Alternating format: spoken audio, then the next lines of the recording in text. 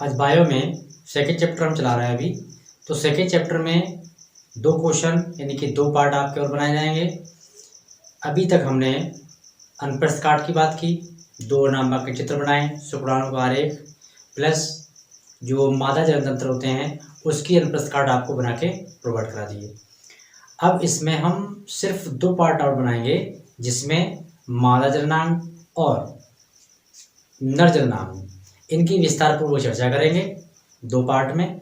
तो पहले आज का पार्ट इसमें यूज कर लेते हैं हम, जो स्त्री जननांग हैं या स्त्री के जो जननतंत्र होते हैं, मादा जननतंत्र होते हैं, फीमेल जो इंस्टाइन्स होते हैं, पार्ट्स होते हैं, उनके बारे में चर्चा करेंगे कि स्त्री जननांग तंत्र होता क्या है, इसमें कौन कौन से पार्ट होते हैं जो एक बच्चे के जन्म लेने से यानी कि बच्चे का एक फर्स्ट स्टेप से लेकर और उसके जन्म तक मादा के कौन कौन से अंग, कौन कौन से पार्ट्स मोस्ट इम्पॉर्टेंट रोल को मतलब कंप्लीट करते हैं या अपनी महत्वपूर्ण भूमिका अदा करते हैं।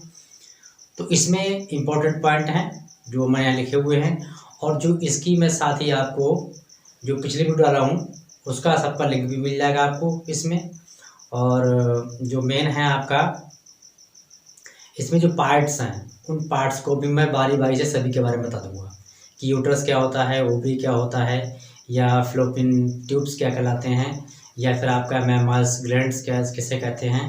तो इन सब के बारे में चर्चा विस्तार से करेंगे और वीडियो आपका बहुत ही मज़ेदार है, प्रत्येक परीक्षा के लिए बहुत ही महत्वपूर्ण है, क्योंकि ह्यूमन से रिलेटेड जो हैं सवाल या क्वेश्चंस अक्सर पूछते रहते हैं, चाहे आप किसी इंटर क्लास की बोर्ड की परीक्षा दे रहे हों या फिर किसी भी कंपटीशन का एग्जाम दे रहे हों, इससे क्वेश्चन आता ही रहता है।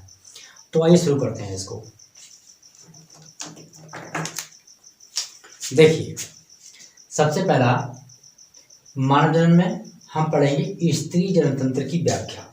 इन जो हमने स्त्री जननतंत्र जो हमने पढ़ा है, अभी हमने आपके लिए जो पिछली वीडियो में इसका जो बताया है, मतलब कि इसकी अनुप्रस्थ काट के माध्यम से या इसकी और उसकी अनुप्रस्थ काट की जो स्क्रिप्ट है, सॉरी जिसे कहते हैं हम इमेज, वो आपको वीडियो के माध्यम से मैं लगा दूंगा, ऐड कर दूंगा, उसे आप इसमें भी देख सकते हैं और साथ ही उस चित्र को भी देख सकते हैं जो अनुप्रस्थ काट बनाई गई है।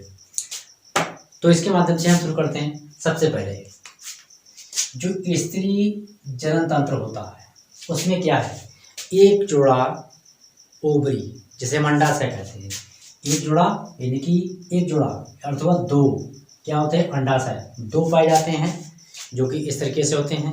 मतलब इनको मान लीजिए यहाँ पर एक ऐप होगा, यहाँ होगा, इस तरीके से उल्टा मान लीजिए आप ऐसे करके। तो ओवरी के साथ ही क्या होता है, एक जोड़ा क्या पाई जाती हैं, अंडवाहिनियाँ, यानी कि अंडवाहिनियाँ पाई जाती हैं। इन्हें हम कहते हैं ओविडेक्ट, ओविडेक्ट कहते हैं इसके लिए। इसे भी चित्र में मैंने समझाया है क्या कहते हैं। ओविडेक्ट पाए जाते हैं, 2 अंडाशय पाए जाते हैं, ऐसे समझ लीजिए, 2 ओवरी और 2 अंडवाहिनियाँ यानी कि 2 ओविडेक्ट पाए जाते हैं। साथ ही एक गर्भाशय पाया जाता है। गर्भाशय क्या होता है, यूट्रस कहलाता है, और गर्भाशय में ही जो है निषेचन क्रिया के उपरांत जो फर्टिलाइजर जो शुक्राणु पहुँचता है, मादा के अंडे को भेद करके अंदर पहुँचता है, तो वहाँ पर गर्भाशय में अंडे का निर्माण होता है। इसके आगे का प्रोसेस चालू हो जाता है। तो गर्भाशय को हम कहते हैं यूट्रस, साइंस यानी कि बायो की लैंग्वेज में, बायो के अनुसार। ये गर्भाशय ग्रीवा, गर्भाशय ग्रीवा क्या होती है, इसे कहते हैं सर्वेक्स, सर्वेक्स कहलाती है ये इंग्लिश में। क्योंकि मैंने आपसे कहा था कि जब मैंने अनुप्रस्थ काट बताई थी कि वहाँ पर सिर्फ इंग्लिश के नाम दिए हुए हैं, इंग्लिश लैंग्वेज में है, यहाँ पर इंग्लिश भी है और हिंदी में नाम भी दिए हुए हैं, तो दोनों को समझने में बहुत आसानी हो जाएगी। इसके बाद गर्भाशय ग्रीवा पाई जाती है, इसे हम सर्वैक्स कहते हैं। एक योनि होती है, योनि को हम कहते हैं वेजेनिया, वेंजा भी कहते हैं, वेजेनिया भी कहते हैं, ठीक है।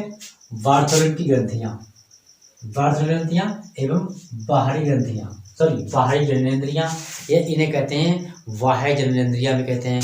कुछ जननेंद्रियाँ ऐसी होती है जो हमारी बाहरी साइड होती है, जैसे योनि, स्तन, ये बाहरी होते हैं, ये सब इसमें शामिल होते हैं। इसके साथ ही कुछ और महत्वपूर्ण क्या है, सबसे अधिक महत्वपूर्ण क्या होता है यहाँ तक तो बात होगी हमारी जो मतलब क्रिया होती है वो फर्टिलाइजेशन होता है। इसके बाद की क्रिया जब बच्चे का भ्रूण बन जाता है, इसके बाद जो इम्पोर्टेंट चीज क्या होती है वो इस तरीके से निकालते हैं यहाँ पर। तो जो पोषण के लिए होता है वो होती है स्तन ग्रंथि। स्तन ग्रंथि के लिए हम मैमल ग्लैंड्स भी कहते हैं। और मैमल ग्लैंड्स जिस भी फीमेल में मैमास ग्लैंड पाए जाते हैं उसी को कहा जाता है स्तनधारी। स्तनधारी कहते हैं जिसके स्तन पाए जाते हो, जो बच्चों के लिए पोषण कराती हो, यानी कि फीडिंग कराती हो। तो स्तन ग्रंथियां जहाँ पाई जाती हैं तो वो बच्चों को अपना फीड कराती हैं, यानी कि उनका पोषण कराती हैं, उनको दूध पिलाती हैं। जिसके उपरांत क्या पाया जाता है, एक अंडोत्सर्ग पाया जाता है। अंडोत्सर्ग को हम कहते हैं ओव्यूलेशन, ओव्यूलेशन। ओव्यूलेशन कहते हैं अंडोत्सर्ग के लिए। साथ ही फर्टिलाइजेशन। फर्टिलाइजेशन क्या होता है, ये फर्टिलाइजेशन होता है निषेचन क्रिया के उपरांत।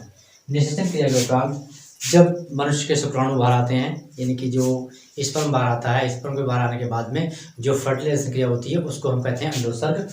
अंडोत्सर्ग के बाद में हम पढ़ते हैं सर्वगता। सगर्भता कराती है प्रेगनेंसी। यानी कि यहाँ से हमें यह पता लग जाता है कि जब सर्वगता जो पोजीशन होती है तो वहाँ पर प्रेगनेंसी होती है, और प्रेगनेंसी के माध्यम से हमें पता लगता है कि जो है अब जो फीमेल है या जो भी कोई भी फीमेल हो, यहाँ पर मानव बात हो रही है तो मनुष्य यानी कि औरत, तो उस औरत के बच्चा होने की उम्मीद हो जाती है, यानी कि बच्चा उसके अंदर है।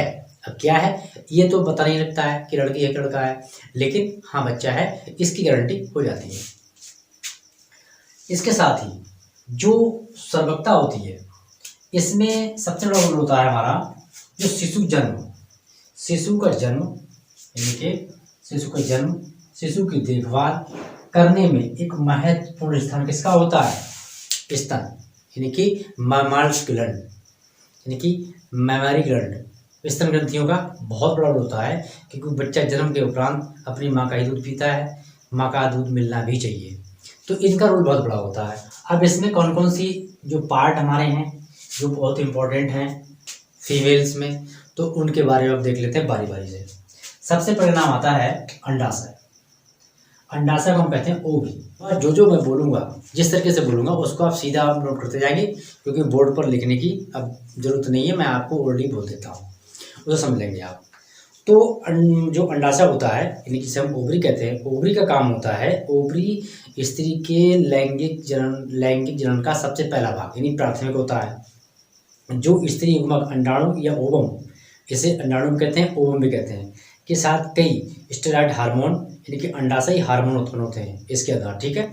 फिर है उदर के निचले भाग के दोनों ओर एक एक अंडाशय स्थित होता है, यानी उदर कहते हैं हम पेट को उदर कहते हैं। उदर के नीचे दो पार्ट होते हैं, एक भाग होता है अंडाशय, वो दो पार्ट में बटा हुआ होता है।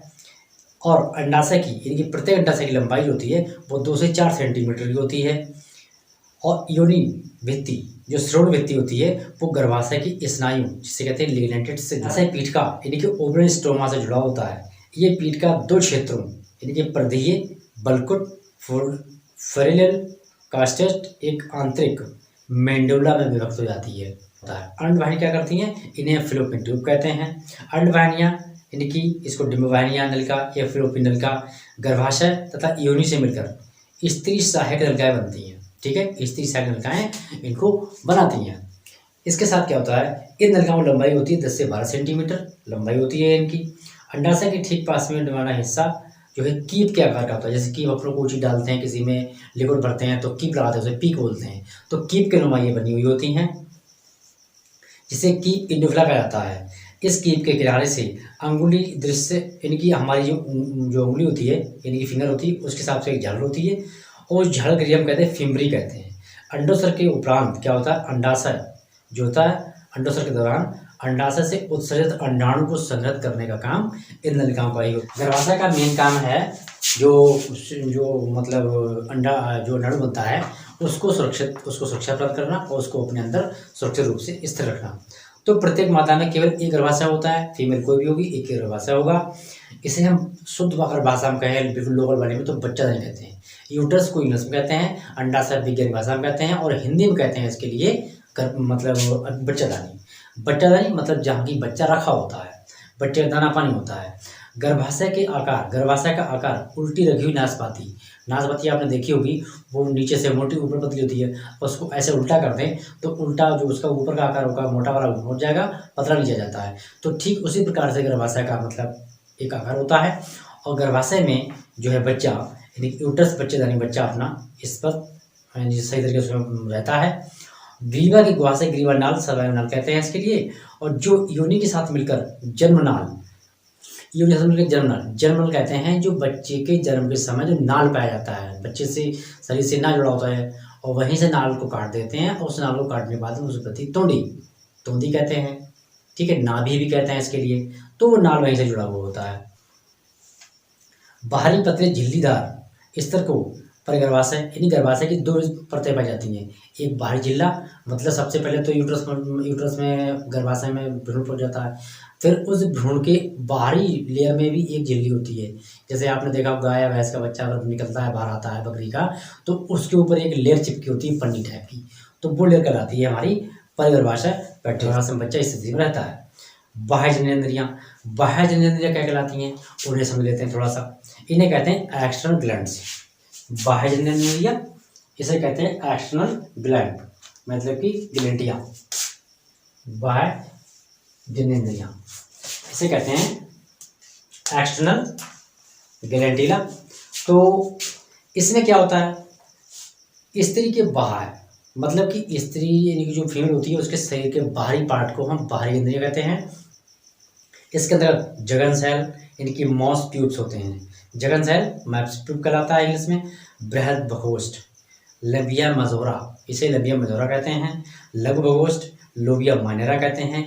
योनिच्छेद इसे हाइमन कहते हैं अंग्रेजी में। अब ये बसा में ऊतकों से बनी एक गद्दी सी होती है जो त्वचा एवं जघन बालों से ढकी होती है। मतलब जो योनि यहाँ पर जो योनि होती है ऊपर रोम पर पाए जाते हैं, बाल पाए जाते हैं, तो वो उसके लिए कवर करके रखती है, ठीक है। तो इस प्रकार से हम इसको समझ लेते हैं।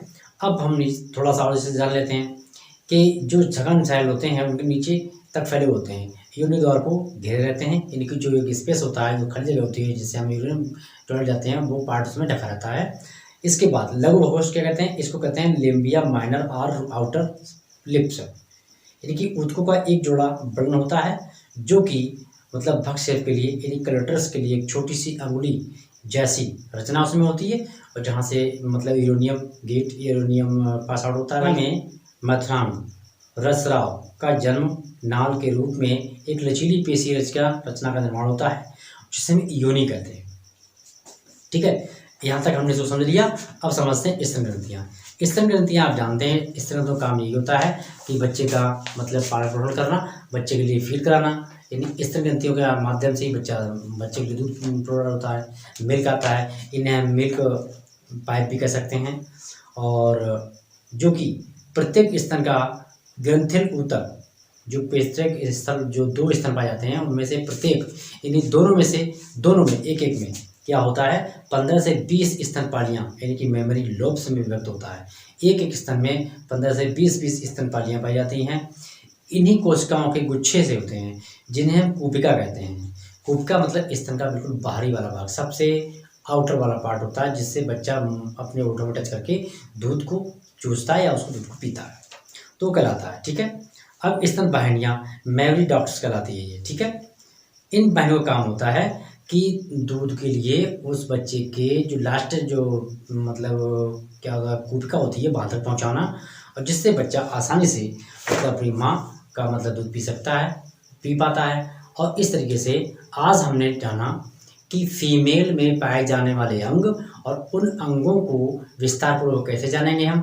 अभी भी अगर आपका कोई डाउट रह गया हो तो आप कमेंट कर सकते हैं। वीडियो अगर आपको अच्छा लगा हो तो प्लीज़ वीडियो को लाइक करें, शेयर करें अपने दोस्तों में, और कोई डाउट है तो आप कमेंट मार सकते हैं। क्वेश्चन सीरीज आपको प्रत्येक विषय मिलेगी जो कि मैं आपको बारी बारी से दिलाता रहूँगा। तो आज के लिए इतना ही, मिलते हैं नेक्स्ट वीडियो में। Thank you.